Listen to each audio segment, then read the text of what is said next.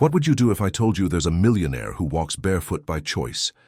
In this mind-blowing story, you'll meet the son of a multi-millionaire businessman who chose to live humbly and face bullying every day at his school. His final message left everyone who ever mocked him speechless, and it will change how you see life. Where are you from? Tell me in the comments if you've seen anything like this in your country. Don't forget to subscribe and leave a like for more life-changing stories. The next one might change yours. The polished marble floor of Westfield Academy's main hallway gleamed under the fluorescent lights, reflecting the hurried steps of students rushing to their next classes. Among the sea of leather shoes and designer sneakers, a pair of bare feet moved steadily, quietly. They belonged to Ethan Wilson, a slender 17-year-old with observant hazel eyes and an expression of quiet determination that seemed out of place on such a young face. As Ethan navigated the crowded corridor, the familiar wave of whispers followed him like ripples in a pond. He felt the prickle of dozens of stares on his back, heard the barely concealed snickers, and caught the occasional pointed finger from the corner of his eye. "There he goes again," someone whispered loudly enough for him to hear. "The barefoot freak." The cold marble sent shivers up through Ethan's soles, but he had grown accustomed to this sensation, just as he had grown accustomed to the daily barrage of mockery. The temperature against his bare skin grounded him, reminded him of his purpose.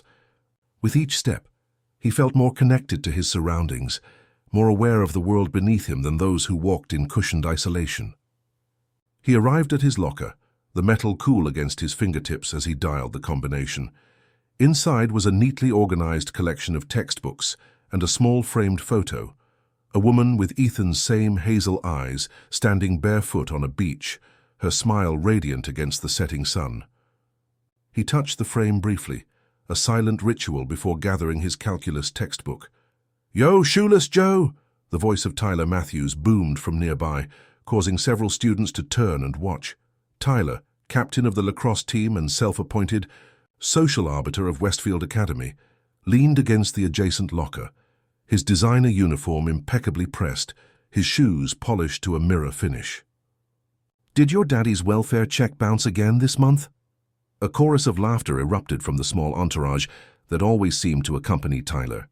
Ethan closed his locker calmly, his face revealing nothing of the storm that brewed beneath.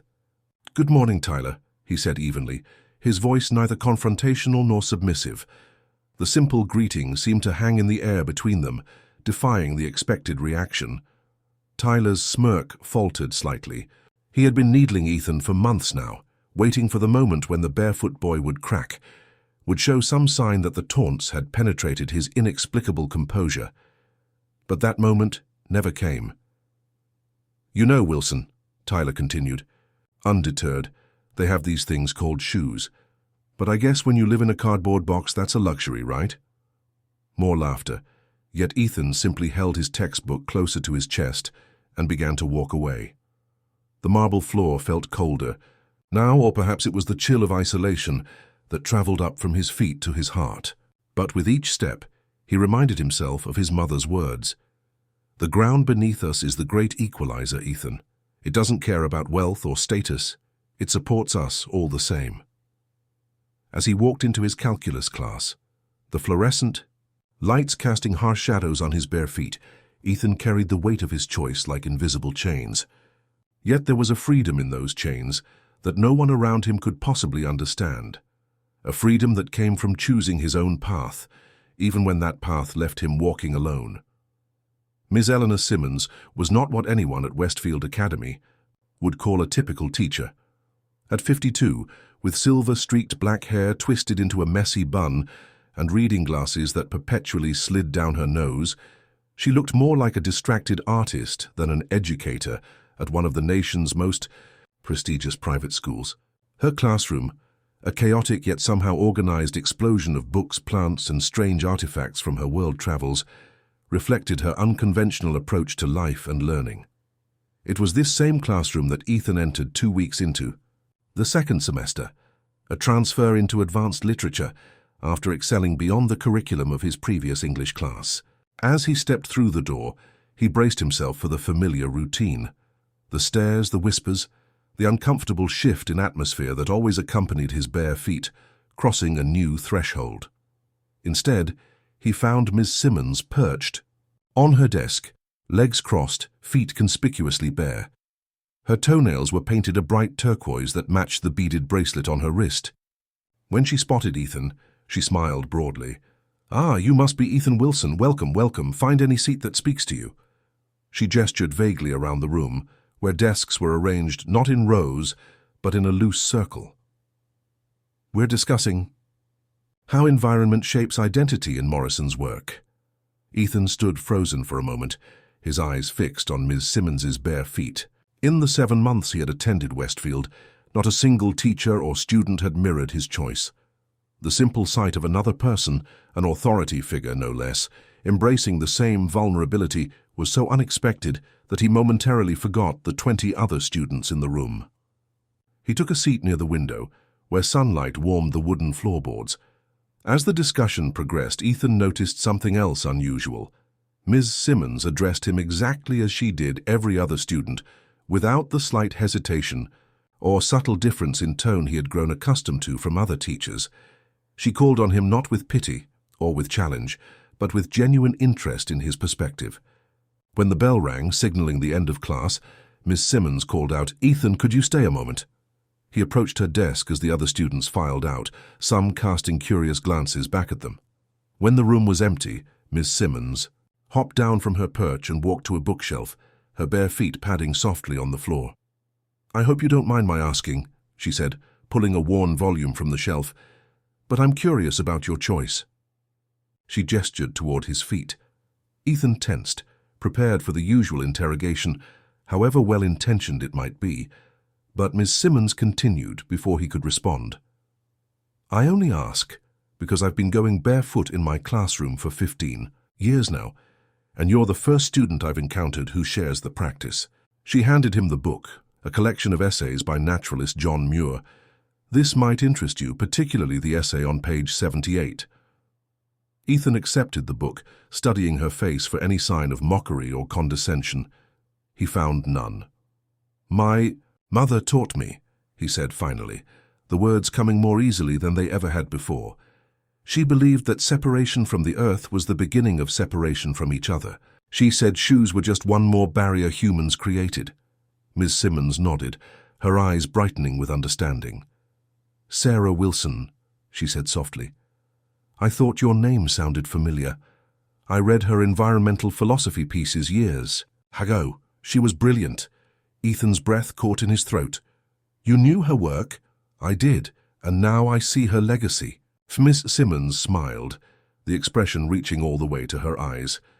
"Your mother's ideas changed how I teach, how I live.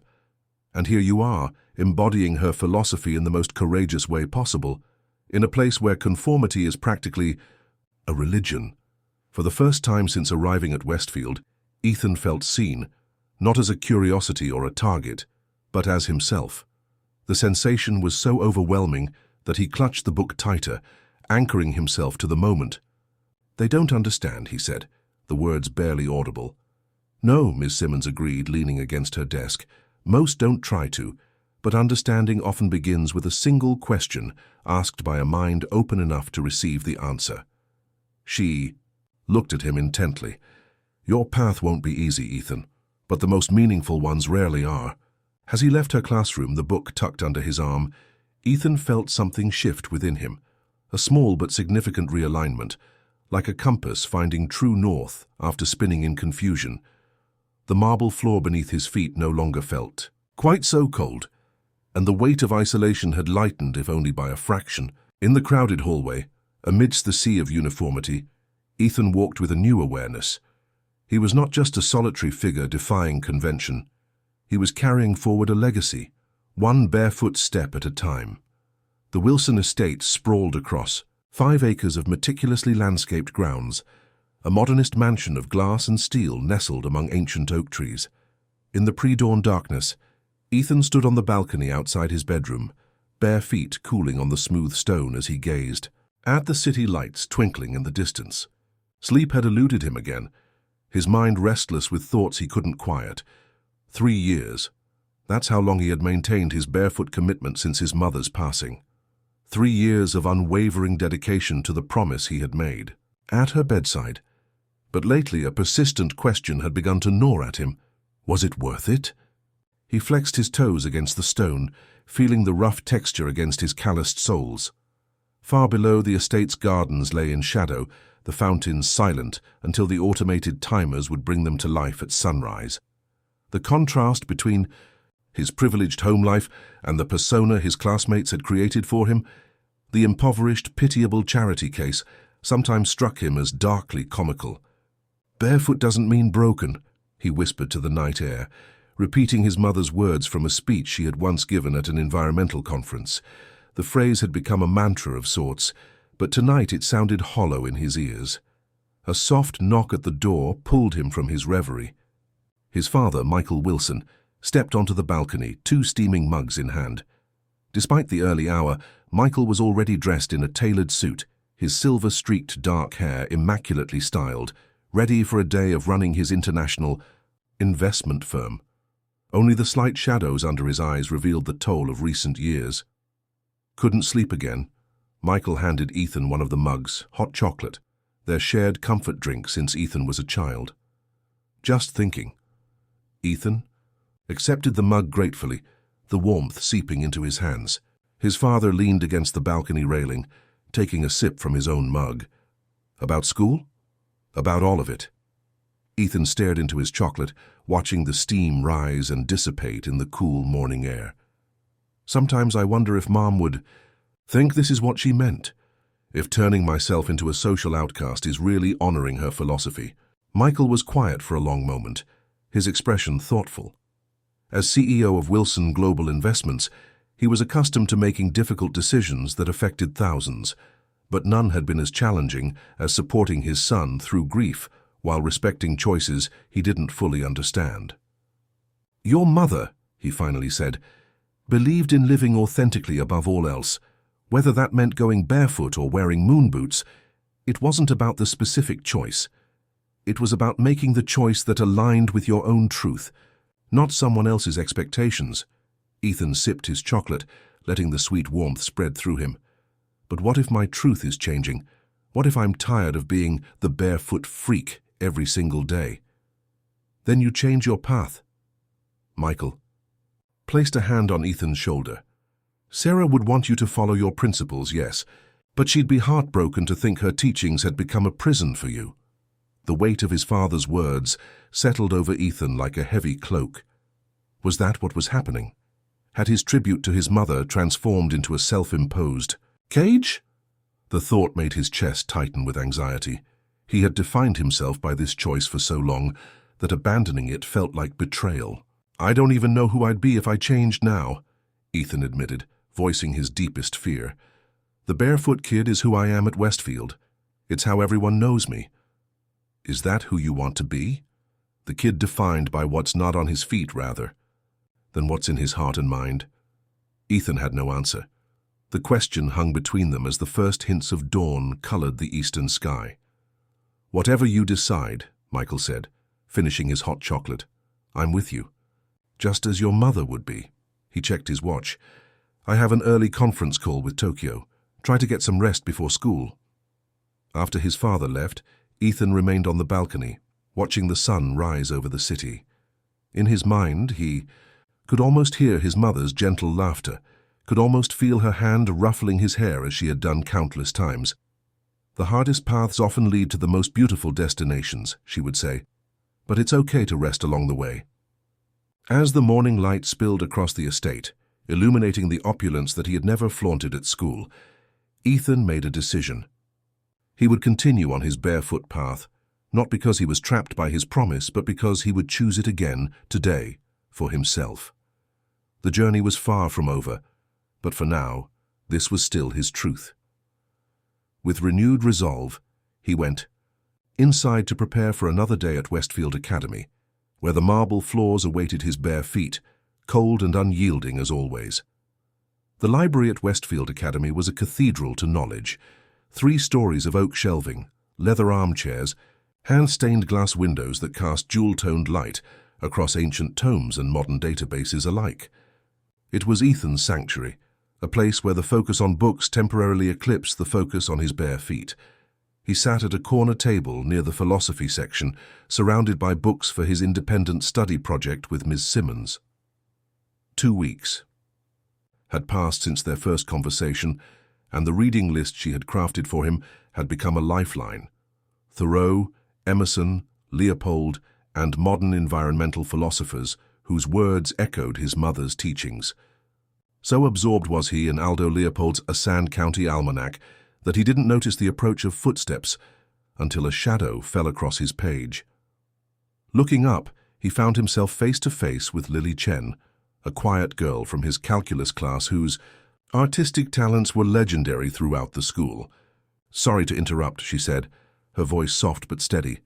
"Ms. Simmons said you might be able to help me with my art installation project." Ethan blinked in surprise. No student had voluntarily sought him out for anything in months. "Me?" Lily nodded, tucking a strand of black hair behind her ear. "I'm creating a piece about connection to place for the Spring Arts Festival. So this is where the magic happens." Lily laughed, gesturing to her workstation, where a model of the school campus was taking shape, rendered in multiple materials: clay, wire, paper, and textiles. Magic, madness, same thing in art. "Come, let me show you what I've been working on." As they discussed her project, the other students gradually returned to their own work, their initial curiosity fading. Ethan felt himself relaxing incrementally, drawn into the fascinating process of Lily translating their conversations about texture and perception into three-dimensional form. "Each section will have sensors," she explained, pointing to various buildings in her model. "When viewers touch them, it activates recordings of different perspectives, how various people experience that space. Your insights about the marble hallway will be part of the main entrance experience." The thought of his words being incorporated into her art made Ethan both nervous and oddly proud. As they continued talking, a few other students wandered over, attracted by the innovative concept. To Ethan's surprise, they engaged him directly in the conversation, asking thoughtful questions about his experience of the campus without once mentioning or staring at his bare feet. By the time the impromptu critique session ended, Ethan had spoken with 5 students who seemed genuinely interested in his perspective. The sensation was so novel that he felt almost lightheaded with it. "Looks like the zoo exhibit is drawing a crowd today." The cutting voice sliced through the moment like a blade. Ethan turned to find Tyler standing at the entrance to the studio, flanked by 2 of his ever-present entourage. The lacrosse captain's eyes were fixed on Ethan, his expression a mixture of contempt and something harder to identify, perhaps unease at seeing the usual social order disrupted. "Did they finally find a use for you, Wilson? Human texture sample?" Tyler stepped into the studio, his presence immediately altering the atmosphere. Several students moved away, returning hastily to their projects. Lily stepped forward slightly. "He's helping with my installation, Tyler. We're discussing the sensory experience of architecture." "I bet." Tyler's smirk was ugly. "Must be fascinating getting inside the mind of Westfield's very own noble savage. Tell me, does he do pet tricks too?" The casual cruelty of the words hung in the air. Ethan felt a familiar tightness in his chest, the sensation of walls closing in, of hard-won progress crumbling. Yet alongside it was something new, a flicker of anger on behalf of the moment that Tyler was destroying, the connections that had been forming. "What do you want, Tyler?" Ethan asked, his voice steady despite the rapid beating of his heart. "Just checking out the freak show." Tyler's gaze swept over the studio before returning to Ethan. "You know, Wilson, I almost respect your commitment to the bit. Most charity cases try to hide it, but you really lean into the whole poverty aesthetic. It's almost admirable in a pathetic sort of way." Before Ethan could respond, Mr. Mercer, the art teacher, emerged from the supply room. "Something I can help you with, Mr. Matthews. Unless you've suddenly developed an interest in studio art, this area is for enrolled students only." Tyler's smile didn't reach his eyes. "Just leaving, Mr. Mercer. I got what I came for." He shot one last, contemptuous look at Ethan before sauntering out, his point made. In his wake, an uncomfortable silence fell over the studio. The easy camaraderie of minutes before had vanished, replaced by awkward glances and a return to the status quo. Ethan as outsider, as spectacle. "I'm sorry about that," Lily said quietly when the activity in the room gradually resumed. "Tyler's just being Tyler," Ethan finished for her. "It's fine. I'm used to it." But it wasn't fine, and they both knew it. The thorns had pierced the brief moment of belonging, reminding Ethan that acceptance at Westfield would never come easily. As he helped Lily with her model for another half hour, he could feel the subtle shift. Other students keeping their distance again, conversations muted, the invisible barrier rebuilt. When he finally left the studio, the hallway stretched. Before him, empty and echoing. His bare feet made no sound on the polished floor as he walked alone once more, carrying the weight of a promise that seemed to grow heavier with each passing day. Yet beneath the familiar loneliness, a new sensation persisted, the memory of connection, however brief. He had glimpsed another possibility, a path not yet fully formed but present nonetheless. Outside, the late afternoon sun cast long shadows across the campus. Ethan paused, feeling the warm concrete of the path beneath his feet. "Small steps," he murmured to himself, echoing his mother's words from long ago. "Every journey begins and continues with small steps." It's about how different people experience the same environments in completely different ways. Miss Simmons thought your perspective would be valuable.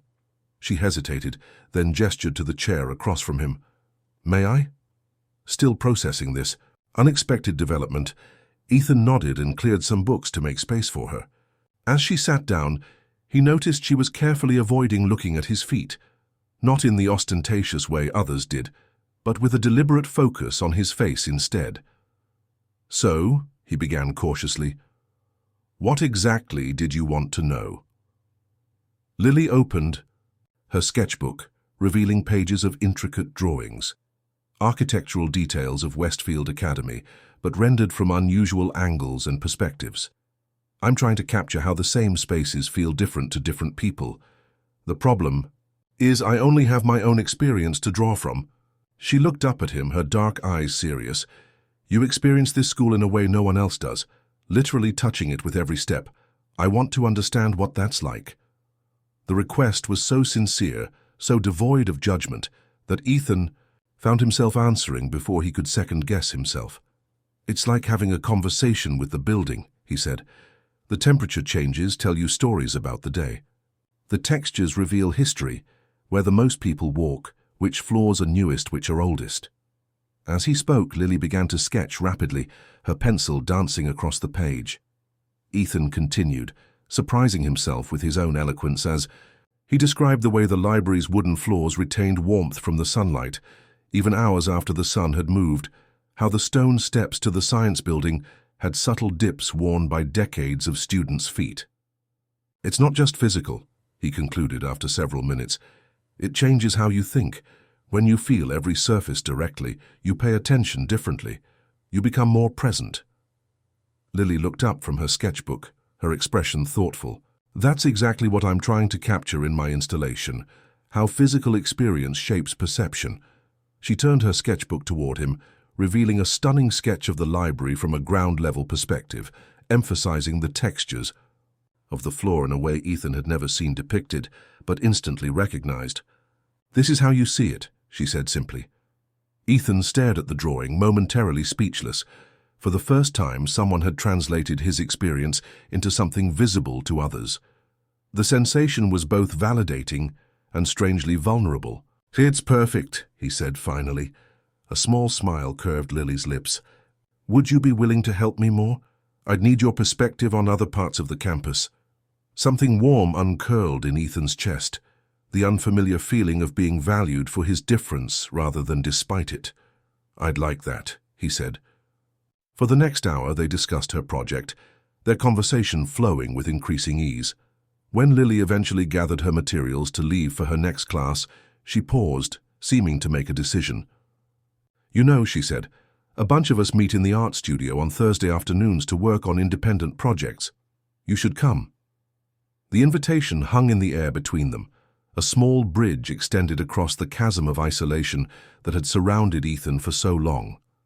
"Maybe I will," he said, surprising himself with the sincerity of his response. As Lily walked away, Ethan returned to his book, but the words no longer held his attention. His mind was filled instead with the unexpected connection that had just formed, a tiny crack in the wall of solitude he had both resented and grown accustomed to. It was a small step, perhaps, but in a direction he hadn't thought possible. The art studio was a riot of color and creative chaos, so different from the ordered sterility of the rest of Westfield Academy that it might as well have been located on another planet. Afternoon sunlight streamed through tall windows, illuminating workstations where a dozen students were engaged in various projects, painting, sculpting, sketching, and in one corner, what appeared to be an elaborate wire construction suspended from the ceiling. Ethan stood in the doorway, his heart hammering against his ribs. After 3 days of internal debate, he had finally decided to accept Lily's invitation, but now that he was here, doubt crept back in. These were not his people. They might tolerate his presence because of Lily, but acceptance was another matter entirely. Before he could retreat, Lily spotted him from her workstation and waved him over, her smile genuine and welcoming. As he crossed the room, he felt the familiar weight of stairs, but pushed forward until he reached her side. "You came," she said, sounding pleased but not surprised, as though she had known he would find the courage. "I did," he replied, acutely aware of the other students trying not to openly watch their interaction. Rain lashed against the windows of the Westfield Academy cafeteria, turning the usual view of manicured lawns into a grey blur. Inside, hundreds of students huddled in their established social constellations, the drone of conversation punctuated by occasional bursts of laughter. Ethan sat alone at his usual corner table, a book propped open beside his lunch tray. In the 3 weeks since his visit to the art studio, a subtle shift had occurred in his daily routine. Lily now greeted him openly in their shared classes, occasionally stopping to discuss her project. 2 other art students, Alex, a lanky photographer with perpetually ink-stained hands, and Maya, a sculptor with a precise voice and methodical mind, had begun acknowledging him in the hallways. These small gestures weren't friendship exactly, but they were pinpricks of light in what had been unrelenting darkness. Today, however, Ethan's fragile progress felt tenuous. The steady drumbeat of rain matched his mood, contemplative, somewhat melancholy, caught between hope and resignation.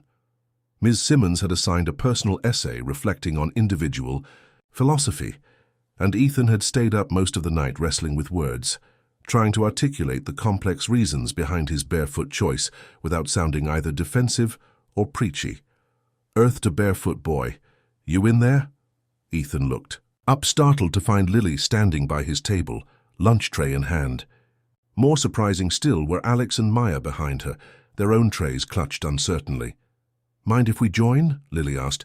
"The art room is closed for the rain leak, and everywhere else is packed." It wasn't entirely true. Several tables still had space, but Ethan appreciated the graceful fiction. "Sure," he said, moving his books to make room. As the 3 settled around him, he felt a strange sensation, the weight of dozens of stares from throughout the cafeteria, students watching this disruption of the established order with undisguised curiosity. "So," Alex said, seemingly oblivious to the attention, "Lily says you've been helping with her sensory architecture project. That's basically what my photo series is about too, how different perspectives change the meaning of the same objects." Before Ethan could respond, Maya jumped in. "I'm exploring texture as language, the way touch communicates what words can't." She glanced at his bare feet briefly. "I'd be interested in your thoughts on that, actually." The conversation flowed with surprising ease, centered on art and perception rather than the obvious. Questions about his choice. Ethan found himself engaging more openly than he had in months, his customary guardedness gradually lowering. They were deep in discussion about tactile memory when a shadow fell across their table. Tyler stood there, tray in hand, flanked by his usual cohort including Zach, the lacrosse team's vice-captain, and Brittany, the student council president whose family's donations had funded the school's new athletic center. "Well," "Isn't this touching?" Tyler said, his voice carrying enough to attract attention from nearby tables. The art freaks adopted a pet charity case. Lily stiffened beside Ethan. "We're having a private conversation, Tyler. About what? How to live without basic necessities like shoes." Tyler's smile was razor-sharp. "Or maybe you're planning your wedding. Wilson and Chen, the Barefoot pauper and the scholarship charity case. Perfect match." Lily flushed deeply at this, a reaction that told Ethan that Tyler's barb about scholarships had struck a nerve. The knowledge that Lily might understand financial insecurity, even if based on a false assumption about his own situation, created an unexpected bond between them. "That's enough, Tyler," Ethan said, surprised by the authority in his own voice. "Or what?" Tyler leaned forward, hands braced on the table. "You'll what, exactly? Tell a teacher. Call your non-existent daddy. Face it, Wilson, you're nothing here, a curiosity, a freak show that's gone on too long." Each word landed like a physical blow. Ethan had heard variations of this speech before, but never with such public venom, never with others at his table to witness his humiliation. He felt a familiar tension building in his chest, the urge to either lash out or retreat overwhelming. Then, almost imperceptibly, he felt something press against his bare foot under the table. Lily's shoe, a small gesture of solidarity. The simple contact grounded him, reminding him that he wasn't as alone as Tyler wanted him to believe. Drawing a deep breath, Ethan met Tyler's gaze directly. "You know what I've never understood, Tyler. Why my feet bother you so much. What exactly about my choice threatens you? Because make no mistake, it is a choice." Tyler blinked, momentarily thrown by the direct challenge. "You're delusional if you think anyone believes that's by choice. We all know you're here on charity." "Assuming that were true," Ethan continued, his voice steady, "why does it matter to you? What does my perceived poverty take from your life? What does it add?" The cafeteria had grown quieter, attention turning toward their confrontation. Tyler's face flushed with the realization that he was now center stage in a drama not entirely of his making. "You want to know why it bothers me?" he hissed, leaning closer. "Because you don't belong here. Westfield has standards, traditions.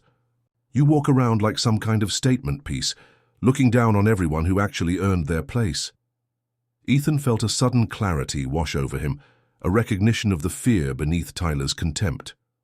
"I've never looked down on anyone, Tyler, but I wonder if your concern about belonging says more about you than it does about me." For a brief moment, something vulnerable flashed across Tyler's face, so quickly that Ethan might have imagined it. Then the mask of derision returned, harder than before. "Keep telling yourself that, Wilson." Tyler straightened, gesturing for his friends to follow. "Enjoy your freak show, artists. Just remember, association has consequences." As they walked away, the cafeteria gradually returned to its normal volume. Alex let out a low whistle. That was intense. Lily's foot was still pressed lightly against Ethan's, a silent support he found himself profoundly grateful for. "You okay?" she asked quietly. Ethan nodded slowly, processing what had just happened. For the first time, he had directly challenged the narrative Tyler had created around him. More importantly, he had spoken his truth without apology, not just about his feet, but about the choice they represented. "I think I finally figured out what my essay is about," he said, a small smile forming despite the lingering tension in his chest. "What's that?" Maya asked. "The weight of words," Ethan replied, "and the liberation of choosing which ones to carry." As the rain continued to drum against the windows, Ethan felt something shift within him. Not a dramatic transformation, but the quiet realignment of perspective that comes from standing one's ground. The path ahead remained challenging, but he no longer felt that he walked it entirely alone. Spring arrived at Westfield Academy in a burst of cherry blossoms and renewed energy as students began counting down the final weeks before summer break. For the senior class, these last months carried special significance. College decisions, prom and graduation ceremonies loomed on the horizon, marking the transition from adolescence to adult life. For Ethan, the changing season brought changes of a different sort. His small circle of acquaintances had grown cautiously to include a handful of students beyond the initial art group. His essay for Ms. Simmons's class had received not only the highest mark, but also a nomination for the school's literary magazine, the first public acknowledgement of his academic abilities rather than his barefoot status. Yet alongside these positive developments, a subtle undercurrent of tension had been building throughout the school. Tyler's warning about association having consequences had manifested in small but significant ways. Students who spoke to Ethan often found themselves excluded from certain social gatherings. Lily had been passed over for a prestigious art mentorship, despite having the strongest portfolio, with rumors suggesting that her connection to the barefoot boy had influenced the decision. These ripples of consequence reached their peak on a warm Thursday afternoon as Ethan crossed the main courtyard on his way to the library. The stone pavers were sun-warmed beneath his feet, the air fragrant with freshly cut grass and blooming flowers. So absorbed was he in preparing for his upcoming calculus exam that he nearly missed the commotion unfolding on the lawn near the administration building. A crowd had gathered around what appeared to be a student presentation, not unusual during project season. What caught Ethan's attention, however, was the unmistakable sound of Tyler's voice amplified by a small portable speaker. "As we consider the social ecosystem of Westfield Academy," Tyler was saying, his tone that of a serious academic. "Today's anthropological field study focuses on a curious phenomenon, the impact of economic disparities on social hierarchies within educational environments." Laughter rippled through the crowd. Something in the quality of it, knowing anticipatory, sent a chill through Ethan despite the warm day. He stopped at the edge of the gathering, half hidden by a flowering dogwood tree. What he saw made his blood run cold. Tyler stood before a large presentation board covered with photographs, dozens of them, all of Ethan. Ethan walking barefoot through the hallways. Ethan sitting alone in the cafeteria. Ethan standing apart at assemblies. Each image was labeled with mock scientific annotations. "Subject demonstrates typical isolation behaviors," and "Note the physical separation maintained by peers." "Our subject, whom we'll call Barefoot Boy to protect his identity," Tyler continued, gesturing to a particularly unflattering photo where Ethan looked downcast, provides a fascinating case study in how perceived poverty affects social integration. Despite numerous charitable outreach efforts, the subject persists in displaying behaviors that reinforce his outcast status. The presentation was cleverly disguised as an academic project, complete with charts and graphs, but its true purpose was unmistakable, a public humiliation dressed up as sociology. What made it worse was the audience. Not just students, but several faculty members stood watching, some looking uncomfortable, but none intervening. Ethan felt his chest tighten, his breath coming in short, painful bursts. The world seemed to narrow to a pinpoint, sounds becoming distant and distorted. 3 years of maintained dignity, of quiet persistence in the face of mockery. And now this, a calculated public dissection of his isolation, presented as educational content. Just as he was about to turn away, to retreat before being spotted, he caught sight of Lily pushing through the crowd toward Tyler. Her face was flushed with anger, her normally calm demeanor replaced by righteous indignation. "This is disgusting," she said loudly, interrupting Tyler's monologue. "This isn't an academic project, it's bullying with a bibliography." Tyler's smile never faltered. "Ah, Chen, right on cue. Our research notes an interesting phenomenon where subjects of similar socioeconomic status tend to form protective bonds." He turned to the crowd. "Notice the defensive posturing and immediate resort to emotional rather than intellectual engagement." Mr. Jenkins, the Social Studies Department head, finally stepped forward. "That's enough, Mr. Matthews. I think you've made your point about observational methodology." But the damage was done.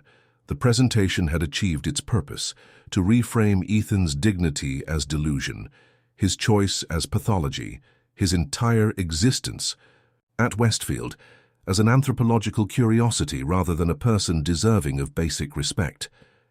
Ethan stepped backward, intending to slip away unseen, but his movement caught Lily's eye.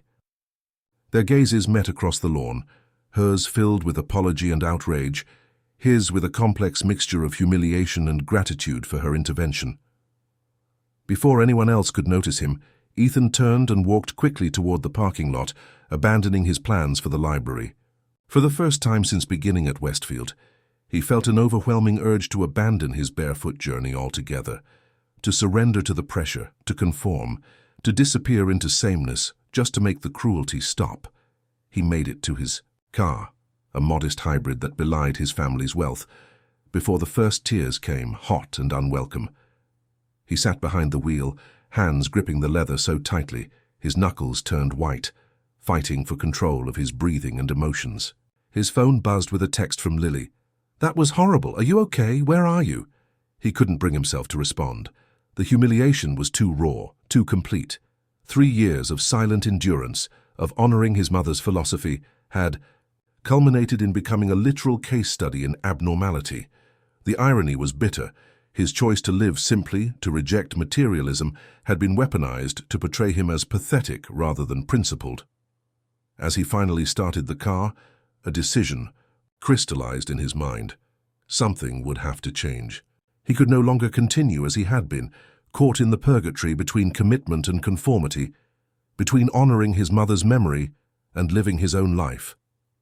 Thunder rumbled in the distance as dark clouds gathered on the horizon, mirroring the storm brewing within him. By tomorrow, Ethan knew, he would have to choose a new path, one way or another. The Wilson estate was unusually quiet when Ethan arrived home, the housekeeper having left for the day and his father still at the B office. The silence was a relief. Ethan needed time to process the afternoon's events, to make decisions without well-intentioned input. He wandered through the sprawling house, past the modernist furniture and museum-quality art collection that no one from Westfield had ever seen. In his bedroom, he stood before the floor-to-ceiling windows overlooking the property, watching storm clouds gather over the city. On his desk sat the leather-bound journal his mother had given him shortly before her illness took a critical turn. Inside, she had inscribed words that had guided him through the darkest days after her passing. "The path you walk is yours alone. Make it a journey of integrity, not of fear." He traced the familiar handwriting with his fingertip, thinking of how completely Tyler's mockery had undermined the philosophy that these words represented. His barefoot choice, intended as a deeply personal commitment to mindfulness and connection, had been reduced to a spectacle, a subject for ridicule. The sound of the front door opening and closing echoed through the house, followed by his father's voice calling his name. Ethan didn't respond immediately, still lost in contemplation.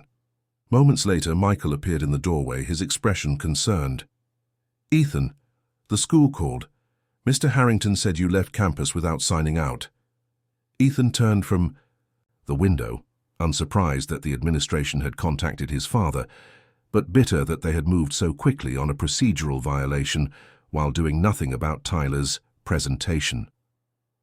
"There was an incident," he said simply, unwilling to relive the humiliation by describing it in detail. Michael entered the room, setting his briefcase on a chair. "What kind of incident?"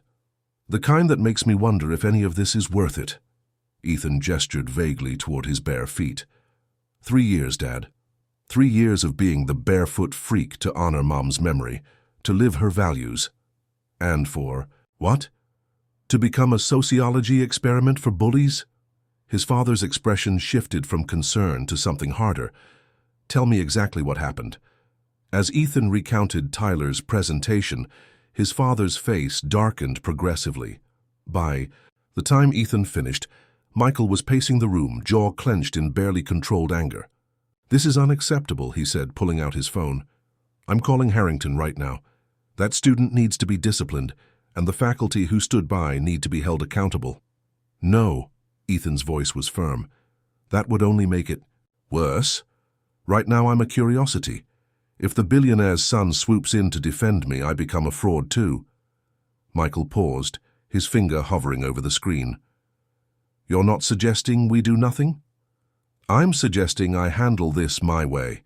Ethan moved to his closet, sliding open the door to reveal rows of unworn shoes, designer sneakers, Italian leather loafers, handcrafted boots, all purchased by his father in hopes that Ethan might eventually want them. Maybe it's time for a change.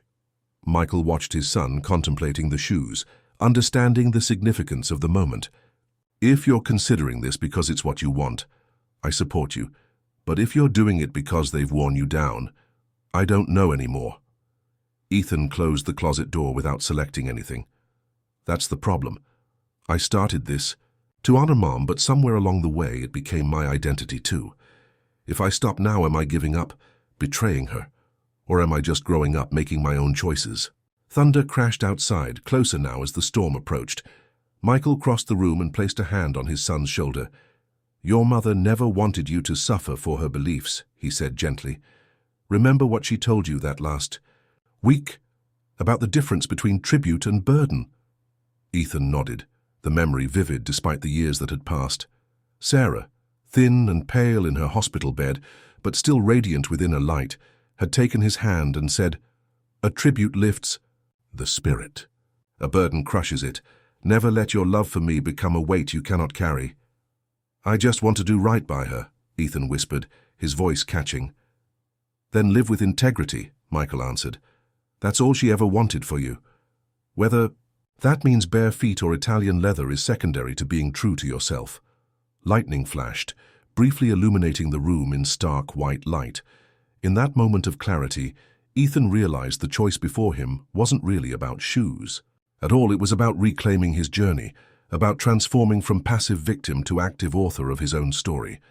I know what I need to do, he said finally. A calm certainty replacing the turmoil of hours before. Michael studied his son's face, seeing in it echoes of Sarah's quiet determination. Whatever you decide, I'm with you. Just as I promised her. I would be. As the storm broke over the estate, rain lashing against the windows in sheets of silver, father and son stood together in silent understanding. The path ahead remained unclear, but the purpose had crystallized. No longer would Ethan's choices be defined by others' perceptions or even by the memory of his mother alone. From this point forward, his journey would be his own, a synthesis of inherited wisdom and lived experience, of honoring the past while claiming the future. The turning point had arrived, not in surrender, but in the conscious decision to transform, difficulty into purpose, mockery into meaning. Whatever came next would be on his terms, barefoot or not. The next morning dawned clear and bright, the storm having washed the world clean. Ethan stood in the circular driveway of the Wilson estate, waiting as James, the family's longtime driver, brought the car around. For the first time in 3 years, a pair of handcrafted leather shoes, simple, elegant, and ethically sourced, adorned Ethan's feet. The decision had come in the quiet hours of the night, after long reflection on what his mother had truly valued. Not the literal act of going barefoot, but the mindfulness it represented, the conscious choice to live differently, to question societal defaults.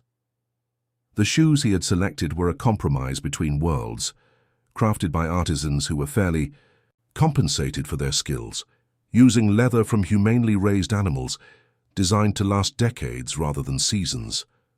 They represented a new interpretation of his mother's philosophy, not an abandonment of it. As the sleek black car pulled up, James stepped out, his eyebrows rising slightly at the sight of Ethan's footwear but making no comment as he held the door open. "The usual drop-off point, Mr. Ethan?" he asked, referring to the side entrance Ethan typically used to avoid calling attention to himself. Ethan shook his head. "The main entrance today, James, and I won't need a ride home. I have something to attend to after school." The drive to Westfield was quiet, Ethan gathering his thoughts for what lay ahead. The strange sensation of shoes after so long, the constraint, the separation from the ground was both familiar and foreign. With each breath, he reminded himself that this was his choice, not a surrender. When they arrived at Westfield's imposing main gates, students were streaming toward the entrance, morning conversations creating a buzz of energy. As Ethan emerged from the car, he felt oddly visible, despite now conforming to the dress code that had previously set him apart. The first person to notice him was a freshman boy whose name Ethan didn't know, but who had often stared openly at his bare feet in the hallways. The boy did a double-take, his mouth forming a small O of surprise before he turned to whisper urgently to his friends. Within seconds, the news began spreading through the arriving students. The barefoot boy was barefoot, no more. Ethan walked steadily toward the entrance, hyper-aware of the whispers and stares following him, but determined not to acknowledge them. This was the first part of his plan, to replace one visual statement with another, to shift the conversation on his own terms rather than Tyler's. He had almost reached the main doors when Lily appeared at his side, her expression a mixture of concern and curiosity. "This is new," she said, falling into step beside him. "A tactical adjustment," Ethan replied with a small smile, "not a surrender." Lily studied him for a moment before nodding, seeming to understand the distinction. "You know they're all talking already. Tyler's group is by the bulletin board, watching like hawks." "Let them watch." Ethan's voice was calm, his resolve firm. "This isn't about them anymore." They entered the building together, the marble floor now separated from Ethan's soles by layers of leather and cushioning. The sensation was disorienting, like walking on a cloud, disconnected from the ground. Beneath, yet there was also a freedom in it, the liberation of choice rather than obligation. Throughout the morning, Ethan moved through his classes with a newfound awareness. Teachers who had long since stopped noticing his bare feet now glanced repeatedly at his shoes, their expressions ranging from approval to confusion. Students who had ignored him for years suddenly found reasons to approach, offering awkward comments about his new look, or asking if something had changed at home, thinly, veiled inquiries about his presumed financial situation. By lunchtime, the novelty had generated a buzz throughout the senior class. Theories circulated wildly. That Ethan had received a scholarship that required shoes, that he'd been forced by the administration to conform, that his poverty had been alleviated by charity. None came close to the truth, which was exactly as Ethan had anticipated. In the cafeteria, he bypassed his usual isolated corner and instead walked directly to the table where Lily sat with the art students. As he set his tray down, Alex grinned at him. "Man, you really know how to create a stir. The whole school's talking about your feet, again." "That's the point," Ethan said, taking a seat. "Changing the conversation." Maya leaned forward, lowering her voice. "Tyler's been unbearable all morning, acting like he personally forced you to conform. He's telling everyone that his project finally showed you your place." "Let him think that," Ethan replied, unconcerned. "For now." The second phase of his plan was already in motion. During third period, he had visited Ms. Simmons requesting an unusual favor that, after hearing his reasoning, she had readily granted. Now he merely needed to wait for the final bell, for the moment when he would transform from subject to speaker. The afternoon crawled by, each class seeming longer than the last, as anticipation built within him.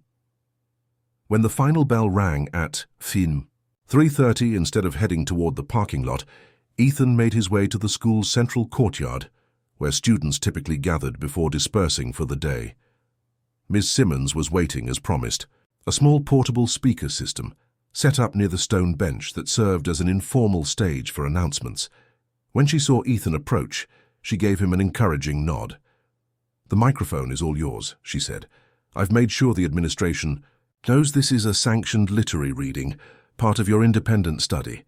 Ethan thanked her, heart pounding as he stepped up onto the bench. Already, students were noticing the unusual setup, gathering curiously or pausing in their after-school conversations to watch.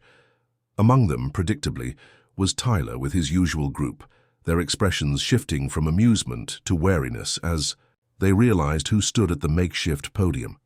Taking a deep breath, Ethan picked up the microphone. "Excuse me," he said, his voice carrying clearly across the courtyard. "I'd like to share something with you. Yesterday, I was the unwilling subject of a presentation. Today, I'd like to present my own perspective." The courtyard quieted, attention focusing on the previously silent barefoot boy who had suddenly found his voice and his shoes. From the corner of his eye, Ethan could see Ms. Simmons watching proudly, could see Lily and the art students moving. Closer, could see Tyler's smirk fading into uncertainty. This is an excerpt from an essay I wrote for Ms. Simmons' class, Ethan continued, unfolding a paper from his pocket. It's called Walking Barefoot, Choice as Resistance in a Conformist World. And then, with clarity and conviction that surprised even himself, Ethan began to read the words he had written weeks earlier, words that expressed not just his personal journey, but the universal human struggle to remain authentic in a world that demanded conformity. As his voice carried across the courtyard, Ethan felt something shifting, not just within himself but in the space between himself and his audience. For the first time at Westfield, he wasn't being spoken about, but speaking, not being defined, but defining. The ground beneath his newly shod feet seemed to tremble with possibility, with the sense that something significant was being born from the ashes of yesterday's humiliation. He was walking new ground now, and it was his own. The choice to walk differently is not a rejection of others' paths, but an affirmation of one's own journey. True wealth lies not in the shoes we wear, but in the courage to walk the road that calls to us, even when that road leads away from the crowd. Ethan's voice carried the final words of his essay across the courtyard, which had fallen into a silence so complete that even the distant sounds of traffic seemed muted. For several heartbeats after he finished, the stillness held, a collective indrawn breath as students and teachers alike absorbed what they had heard. Then, from somewhere near the back of the gathering, a single person began to applaud. Others joined in hesitantly at first, then with growing enthusiasm until the courtyard filled with the sound. It wasn't universal. Tyler and his immediate circle stood stone-faced, and some students looked merely confused, but it was substantial, genuine, and entirely unexpected. As Ethan stepped down from the bench, Ms. Simmons approached, her eyes bright with emotion. "That," she said simply, "is why I teach." She squeezed his shoulder briefly before moving to disconnect the speaker system, giving him space as students began to approach. The first was a sophomore girl Ethan had never spoken to. "I just wanted to say, that was really brave," she said, not quite meeting his eyes. "I've been afraid to join the environmental club because my friends think it's for losers. But maybe I'll go to the next meeting." Before Ethan could respond, others came forward, not in a rush but steadily, one after another. Some offered compliments on his writing, others shared small confessions about their own struggles to fit in. A few simply nodded acknowledgement as they passed, a subtle but significant shift from the averted gazes of previous months. Lily eventually made her way to his side, her expression a mixture of pride and wonder. "You know you've just completely changed the narrative, right? Yesterday you were a case study. Today you're practically a TED Talk." Ethan laughed, the sound surprising him with its ease. "I'm still just me, shoes and all." He glanced down at the leather footwear that had caused such a stir. "Though I might not wear these tomorrow." "Oh?" Lily raised an eyebrow. "They've served their purpose," he explained. "They got everyone looking at my feet again, but this time on my terms. Tomorrow I go back to barefoot. Not because I have to, but because I choose to. And that's the whole point." As the crowd in the courtyard gradually dispersed, Ethan noticed Tyler and his friends huddled in conversation, shooting occasional glances his way. Their body language spoke of confusion and displaced anger, the uncomfortable realization that their mockery had been transformed into a platform they had never intended to provide. Ethan didn't approach them. There was no need for confrontation or vindication. The essay had said what needed saying, and the response had confirmed what he had begun to suspect. Many at Westfield were simply following the social current, unwilling to question or challenge it until someone else broke the surface tension. The remainder of the afternoon unfolded with a dreamlike quality. Ethan moved through the halls with a new awareness, noting how differently people interacted with him, not with sudden friendship or dramatic reversal, but with the basic recognition too long denied. Small nods, brief eye contact, the subtle acknowledgement of his humanity. When he finally left the campus, declining Lily's offer of a ride in favor of walking to clear his head, Ethan found himself taking an unfamiliar route that led past the public elementary school adjacent to Westfield's grounds. School had ended hours earlier, but a few children remained, participating in an after-school program on the playground. As he passed, one small boy of perhaps 7 or 8 called out to him from the fence. "Hey, you're not wearing any shoes!" Ethan paused, looking down at his feet. Somewhere during his walk, without conscious decision, he had removed the leather shoes and carried them, once again connecting directly with the earth beneath him. "No," he agreed, approaching the fence. "I'm not." The boy studied him with unabashed curiosity. "My mom says we have to wear shoes outside because of broken glass and stuff. Are you allowed to not wear them?" "I'm allowed to choose," Ethan said, the simple phrase carrying more weight than the child could possibly understand. "Sometimes I choose shoes, sometimes I choose no shoes. It depends on what feels right that day." The boy considered this seriously, before nodding. "That makes sense, like sometimes I choose the red cup and sometimes the blue cup." Ethan smiled, struck by the child's easy acceptance of a philosophy that had caused him years of difficulty. Exactly like that. As he continued his walk home, shoes still dangling from his hand, Ethan felt a profound sense of alignment settling over him. The journey hadn't become easier. The physical discomforts of walking barefoot on various surfaces remained, as would the social challenges at school. But the burden had shifted, transformed from a weight carried for his mother's memory into a choice embraced for his own reasons. The echo of his words in the courtyard, the ripples of response spreading through the student body, the simple conversation with a child who saw choice where others saw only oddity, all of these confirmed what Ethan had begun to understand during the long night of reflection. Authenticity wasn't about rigid adherence to a particular form, but about conscious alignment between one's inner values and outer expression. Tomorrow he would return to school barefoot, but he would return different, not as the silent bearer of others' projections, but as the author of his own story. The path stretching before him seemed suddenly wider, richer with possibility, as though the very act of speaking his truth had expanded the landscape of his life. The late afternoon sun cast long shadows as Ethan walked, his bare feet connecting with concrete, grass, and earth in turn.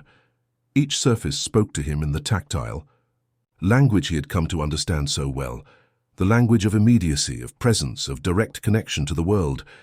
But now that language carried new meaning, not of isolation, but of conscious choice, not of tribute, but of authentic expression. He was still walking his mother's path in one sense, still honoring her philosophy of mindful connection. But he was walking it his own way now, with the understanding that had been the true gift of her teaching. The courage to choose consciously, to live deliberately, to walk one's truth even when, especially when, that truth led away from the well-worn path of convention.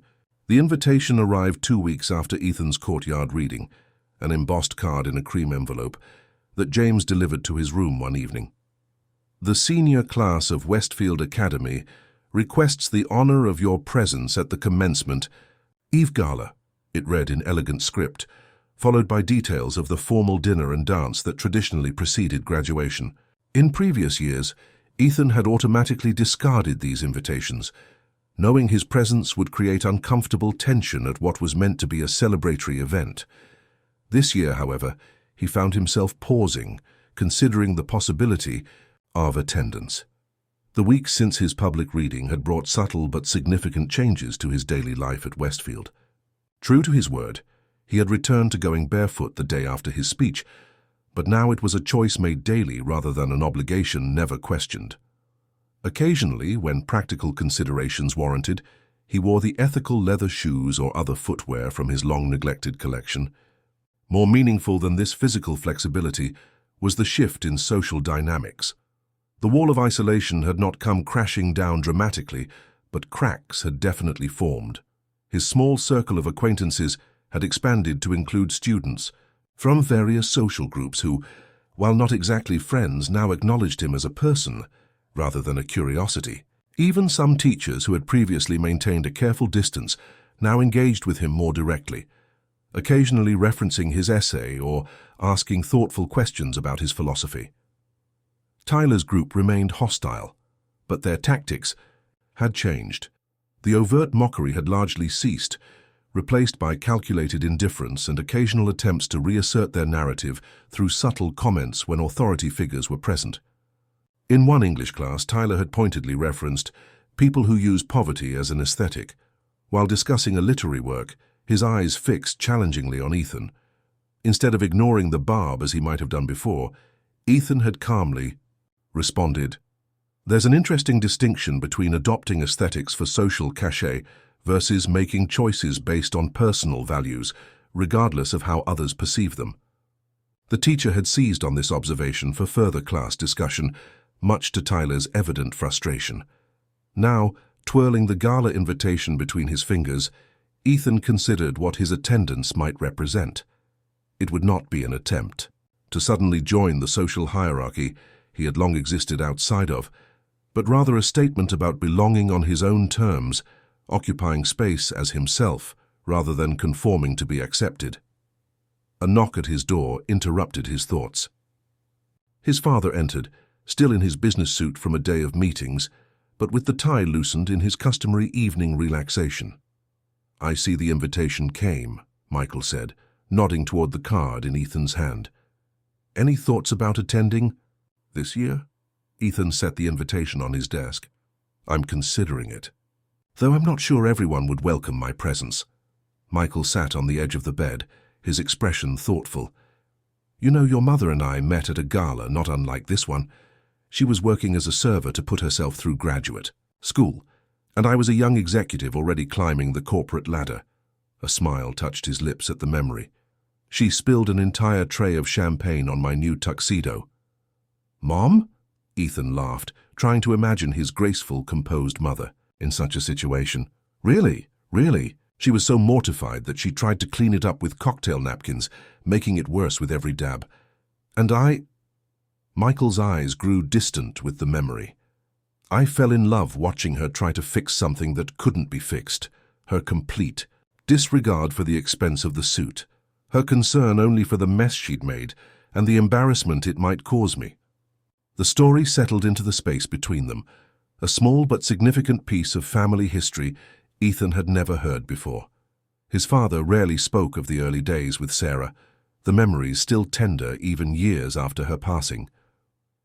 The gala led to our first date, Michael continued. "I asked her out while standing there dripping with champagne. She thought I was joking, or worse, mocking her. It took 3 attempts to convince her I was serious." He focused on Ethan again.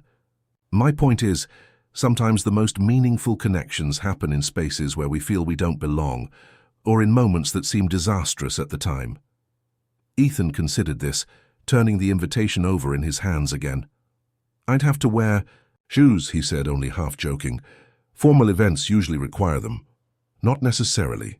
Michael stood, walking to Ethan's closet and sliding the door open. From the back, he retrieved a garment bag Ethan didn't recognize. "Your mother had this made years ago. She said you'd know when it was time to use it." Inside the bag was a custom-tailored tuxedo of impeccable quality, classic in cut, but with subtle, unique details that made it distinctly non-conventional. Most striking was a pair of formal slippers made of the same material as the tuxedo, elegant enough for a gala, but designed to be easily removed. "She called it formal flexibility," Michael explained. "The ability to honor tradition while staying true to one's own path. The slippers are optional." Ethan ran his fingers over the fine fabric, overwhelmed by this tangible connection to his mother's foresight, her understanding of the journey he would face even before he began it.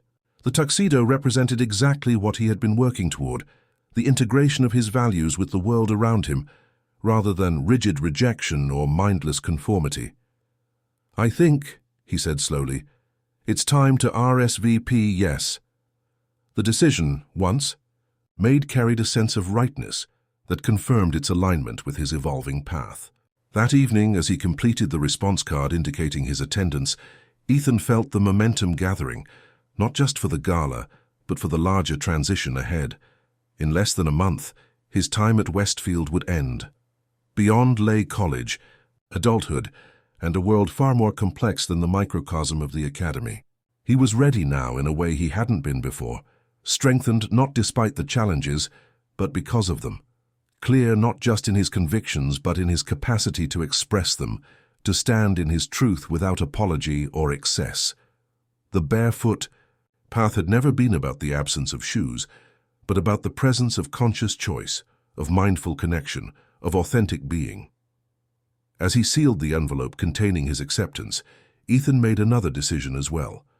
It was time to have a conversation with his father about the future, not just his own educational path, but the larger legacy of wealth and privilege he stood to inherit.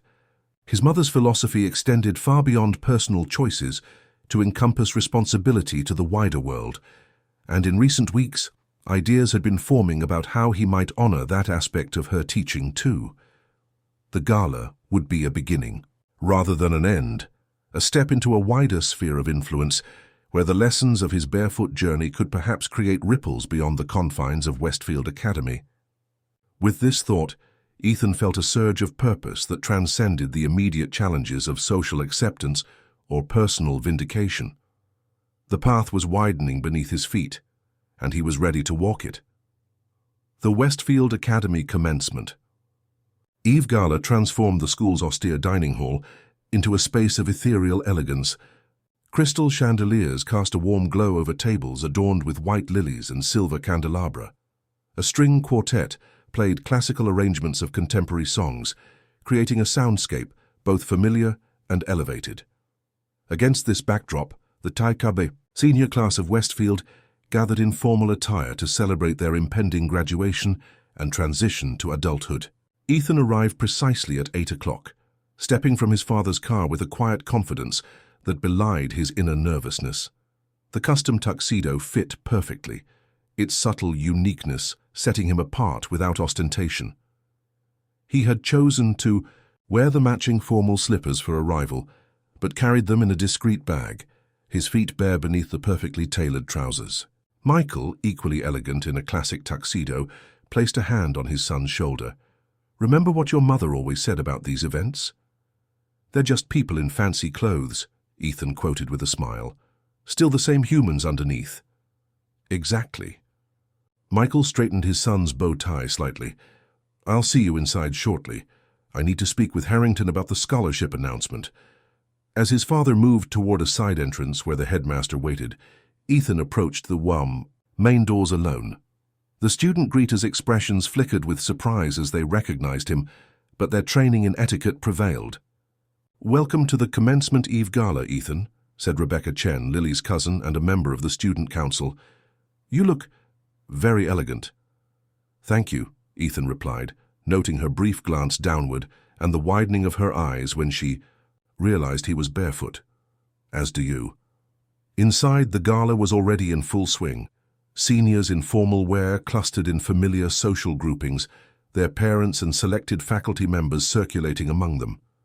Ethan's entrance created a subtle ripple effect, conversations pausing momentarily, glances shifting in his direction before deliberately returning to their previous focus, an undercurrent of whispers spreading like wind through leaves. He moved through the space with deliberate calm, accepting a flute of sparkling cider from a passing server. It was Lily who approached him first, resplendent in a deep blue gown that complemented her dark hair and eyes. "You came," she said, genuine pleasure in her voice. "And you clean up remarkably well." "As do you," Ethan replied, taking in her transformation from the art studio's paint-splattered student to this poised young woman. "Though I admit I miss the turpentine fragrance," she laughed, the sound drawing attention from nearby students who seemed surprised by the easy camaraderie between them. "I think formal etiquette frowns on eau d'art supplies. Come meet my parents. They've been curious about you since I started working on the sensory architecture project." The introduction to Lily's parents, her mother a professor of art history, her father an architect, led to a fascinating conversation about the relationship between physical space and human experience. Mrs. Chen was particularly interested in Ethan's observations about how different flooring materials affected his perception of Westfield's various buildings. "That's precisely what phenomenological architects try to consider," she said enthusiastically. "The lived bodily experience of space rather than just the visual aesthetics." Your barefoot journey has given you insights most students, most people, never develop. The genuine intellectual engagement was so refreshing that Ethan barely noticed the continued ripples of reaction to his presence. Gradually, others joined their conversation. First Alex and Maya from the art group, then a few students from his advanced mathematics class, then parents curious about the animated discussion. When dinner was announced, Ethan found himself seated at a table with Lily's family, Miss Simmons, and several students, with whom he had developed cordial relationships in recent weeks. The conversation flowed easily, touching on college plans, summer internships, and philosophical questions about education and purpose. It was during the dessert course that the evening took an unexpected turn. Headmaster Harrington approached, the podium at the front of the hall, tapping a glass for attention. "Before we proceed to the dancing portion of our evening," he announced, "we have a special presentation. As many of you know, Westfield Academy is committed to fostering leadership and innovative thinking. Each year, a graduating senior is selected to receive the Visionary Scholar Award, which includes a substantial scholarship and mentorship opportunities." The room quieted, attention focusing on the headmaster. This prestigious award was typically announced at graduation itself, making the change in timing unusual. "This year's recipient," Harrington continued, "has demonstrated extraordinary resilience, intellectual depth, and authentic leadership. Their academic excellence is matched by a profound commitment to living their principles, even when doing so comes at significant personal cost." A murmur ran through the crowd as speculation began. Traditionally, the award went to a student who combined academic achievement with conventional leadership roles: class presidents, club founders, athletes who also excelled in academics. The selection committee was particularly impressed by this student's recent essay on personal choice as a form of ethical engagement with the world. "It is my great pleasure to announce that this year's Visionary Scholar Award goes to—" Harrington paused, his gaze finding Ethan across the room. "Ethan Wilson." The announcement landed like a stone in still water, creating concentric circles of reaction. Near the front, Tyler's face flushed with disbelief. At tables throughout the room, expressions ranged from surprise to confusion to, from those who had engaged with Ethan's essay and subsequent conversations, genuine approval. Lily squeezed his arm, beaming. "Go," she whispered. "This is your moment." As Ethan rose and made his way toward the podium, the initial shocked silence gave way to applause, tentative at first, then gathering strength as more joined in. By the time he reached Harrington, the ovation had become substantial, led enthusiastically by Ms. Simmons, and Ethan noted with emotion his father standing at the back of the room with an expression of unmistakable pride. "Thank you," Ethan said simply as he accepted the Crystal Award. Turning to the assembled seniors, parents, and faculty, he found himself facing a sea of attentive faces. The same community that had alternately ignored and mocked him now focused entirely on his words. "I came to Westfield Academy 3 years ago," he began, his voice steady despite the pounding of his heart, "making a choice that many of you found strange or worthy of mockery." He glanced down briefly at his bare feet, then back to the audience. "I chose to walk barefoot as a way of honoring my late mother's philosophy of mindful connection to the world around us." A hush fell over the room at the mention of his mother, many hearing for the first time the true reason behind his choice. "What most of you don't know," he continued, "is that this choice was never about need, but about values. My mother, Dr. Sarah Wilson, was an environmental philosopher who believed that our increasing separation from the natural world, literal and figurative, was at the root of many societal problems." By the time he concluded his speech, many in the audience were visibly moved. As Ethan returned to his seat among the graduates, the applause rose to a standing ovation, led, he noticed with surprise, by Tyler Matthews, whose expression suggested a complex mixture of emotions, but predominantly what appeared to be genuine respect. The remainder of the ceremony passed in a blur of diploma presentations, turning of tassels, and the traditional cap toss. When it concluded, graduates and families spilled onto the lawn outside the auditorium, where refreshments had been arranged. Under white tents, billowing gently in the summer breeze. Ethan found himself surrounded by classmates and parents eager to congratulate him, not just on his speech or academic honors, but on the foundation announcement. Some offered connections to environmental organizations. Others expressed interest in contributing or volunteering. The conversations were no longer tinged with curiosity about his bare feet or his family's wealth, but focused instead on the vision he had articulated, the possibility of meaningful change.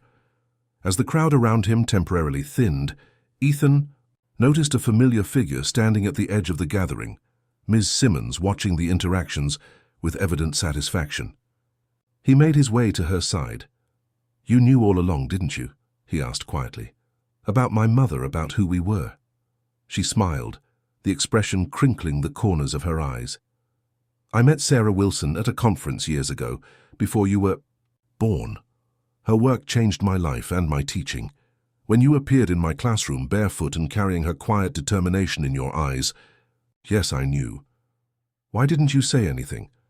"Because it wasn't my story to tell," she replied simply. "You needed to walk your path your own way, to find your voice without the distortion of either privilege or pity. And you did." She touched his arm briefly. "Your mother would be so proud of the foundation, Ethan. It's exactly what she would have wanted." The conversation was interrupted by the arrival of Lily and her parents, followed closely by Michael Wilson. As introductions and congratulations were exchanged, Ethan found himself struck by the strange symmetry of the moment. His teacher, who had known his mother's work, his friend who had seen his path clearly, his father who had supported his choices even when not fully understanding them, all now gathered at this threshold between past and future, between individual journey and collective impact. Later, as the celebration began to wind down, Ethan and his father walked together across the campus one last time. The afternoon sun cast long shadows across the lawns where Ethan had spent 3 years as an outsider looking in, an observer rather than a participant. "Are you sure about the foundation?" Michael asked, though they had discussed the decision extensively in recent weeks. "It's a significant portion of your inheritance." "I'm sure," Ethan replied without hesitation. "Money sitting in accounts doesn't change anything. Money invested in people, in education, in the earth, that creates ripples we can't even imagine." Michael nodded, pride evident in his expression. "Sarah always said you had her heart and my head, the best combination, for someone who would inherit resources and responsibility." As they reached the main gates, Ethan paused, looking back at the school that had been both crucible and catalyst for his journey. The buildings gleamed in the late afternoon light, solid and unchanging on the surface, yet housing countless personal transformations within their walls. "I think," he said thoughtfully, "that everything happened exactly as it needed to." His father raised an eyebrow. "Even the mockery, the isolation." "Even that," Ethan confirmed. "Without it, I might never have truly understood what it means to stand in one's truth regardless of external pressure. I might never have experienced what it's like to be judged based on appearance rather than substance. Those lessons will shape the foundation's work as much as Mom's philosophy." As they turned to leave, Ethan barefoot and his father in handcrafted shoes walking side by side toward whatever came next, the echoes of change rippled outward through the lives they had touched, through the perspectives they had shifted, through the possibilities they had created. The barefoot journey had come full circle, returning to its origin point in Sarah Wilson's vision, but transformed by Ethan's lived experience into something uniquely his own, a legacy not just received, but recreated.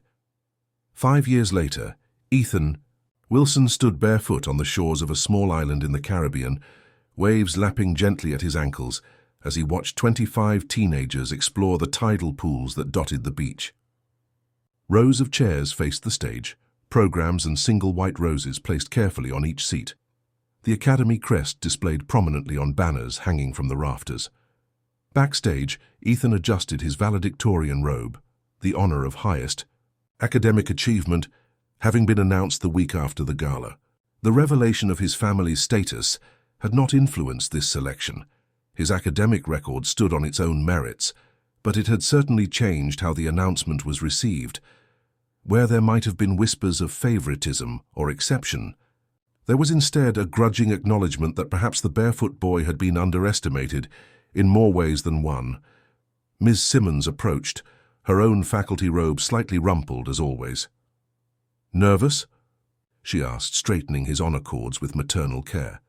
"Oddly, no," Ethan replied truthfully. "After everything, this feels like the natural conclusion." "Not a conclusion," she corrected gently. "A commencement, in the truest sense, a beginning." She stepped back, studying him with evident pride. "Your speech is ready?" He patted the folded pages in his pocket. "As ready as it can be." "And your feet?" she asked with a small smile, glancing down. Ethan wiggled his bare toes, visible, beneath the hem of his robe, ready to walk across that stage exactly as they are. When the ceremony began, Ethan took his place with the other graduates, watching as parents and family members filed in to fill the audience seats. His father sat in the third row, accompanied by James and Mrs. Rivera, the Wilson estate's longtime housekeeper, who had been like family since Ethan's childhood. Beside them were two empty seats, reserved symbolically, one for his mother, the other for what was to come. The traditional proceedings unfolded with practiced precision, the processional, the welcome address, the acknowledgement of honors and scholarships. When Headmaster Harrington introduced Ethan as valedictorian, the applause was genuine, not universal but substantial enough to suggest that perspectives had indeed shifted, at least among a significant portion of the Westfield community. As Ethan took his place at the podium, he surveyed the faces before him, classmates who had ignored him, mocked him, or simply coexisted with him for years, teachers who had maintained professional distance or, like Ms. Simmons, offered quiet support, parents who had likely heard stories about the barefoot boy without context or understanding. All now looked to him for words of wisdom, of closure, of inspiration. Distinguished faculty, honored guests, family members, and fellow graduates, he began, his voice clear and steady. We stand today at a threshold between what has been and what might be, between the familiar paths we have walked and the unknown journeys that await us. He paused, letting his gaze move across the gathering. Thresholds are powerful places. They represent transition, possibility, and choice. How we cross them matters, not just where we end up, but how we begin. For the next 15 minutes, Ethan spoke not about his personal journey as many had expected, but about the larger implications of conscious choice, of authentic living, of the courage required to question assumptions, both others and one's own. He touched on environmental responsibility, on social justice, on the power of individual actions to create collective change. He spoke of legacy, not of wealth or achievement, but of impact, of contribution, of meaning. Only near the end did he. He referenced his own experience and then obliquely, "Some of you know that I have spent my years at Westfield, walking a path that appeared strange to many. What you may not know is how much I learned from your reactions, about conformity and courage, about judgment and understanding, about the masks we all wear and the truths we all hide." The auditorium was utterly silent, hundreds of people, leaning forward slightly, collectively holding their breath. "Today," Ethan continued, "I want to share something my mother told me before she died. The greatest privilege we have is not wealth or status or even education, but the ability to choose how we use whatever gifts we've been given. The measure of a life well lived is not what you accumulate, but what you contribute." His voice strengthened as he reached the culmination of his address. "With that in mind, I am honored to announce the establishment of the Sarah Wilson Foundation for Environmental Education and Social Equity, funded by my inheritance from the Wilson Global Investments fortune." A murmur ran through the audience, growing as he continued. "This foundation will provide scholarships for underprivileged students, fund research into sustainable technologies, and create programs that connect young people directly with the natural world, helping them find their own paths of purpose, their own ways of walking mindfully on this earth we all share." They moved with the curious energy of young people discovering something new, exclaiming over colorful sea stars, carefully examining delicate anemones, pointing out tiny fish darting among the rocks. These students, representing 5 continents and diverse socio-economic backgrounds, were the third cohort of the Sarah Wilson Foundation's Environmental Leadership Program, a year-long immersive experience combining ecological education with social justice advocacy and practical leadership skills. What made them unique was not their academic achievements or family connections, but their demonstrated commitment to creating positive change in their communities. "Mr. Wilson," called a girl named Amara, waving excitedly from a nearby pool. "We found the coral restoration site you told us about." Ethan made his way over, smiling at the group's enthusiasm. Their 2-week stay on the island included participating in a coral reef rehabilitation project that the foundation had been funding for 3 years. "Perfect," he said, kneeling beside the pool where fragments of nursery-grown coral were being prepared for transplantation to the damaged reef offshore. "Tomorrow you'll help the marine biologists attach these to the reef structure. Each piece you place will grow into a colony supporting hundreds of marine species." "Like that metaphor you're always using," said Miguel, a thoughtful boy from Mexico City. "Small actions, big ripples." "Exactly," Ethan agreed. "Every choice creates ripples, for better or worse. Our job is to make them count."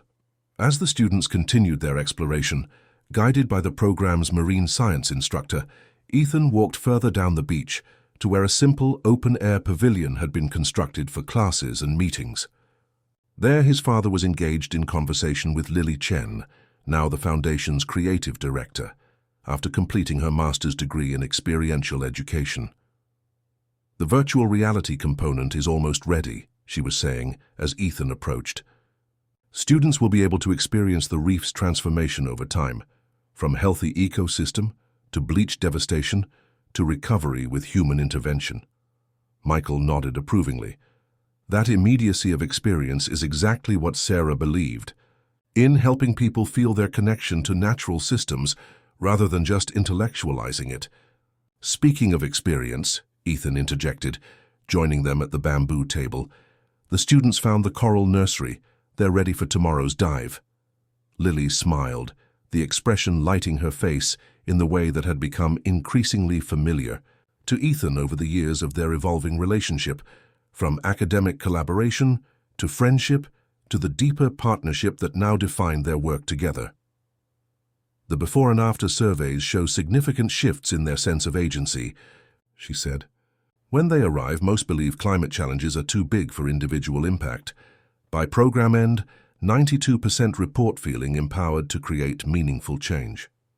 "That's the real success metric," Michael said, looking out at the students scattered along the beach. "Not just knowledge, but the belief that their actions matter." The foundation had grown exponentially since its launch at Ethan's graduation, expanding from scholarship programs to include educational initiatives, community projects, and policy advocacy.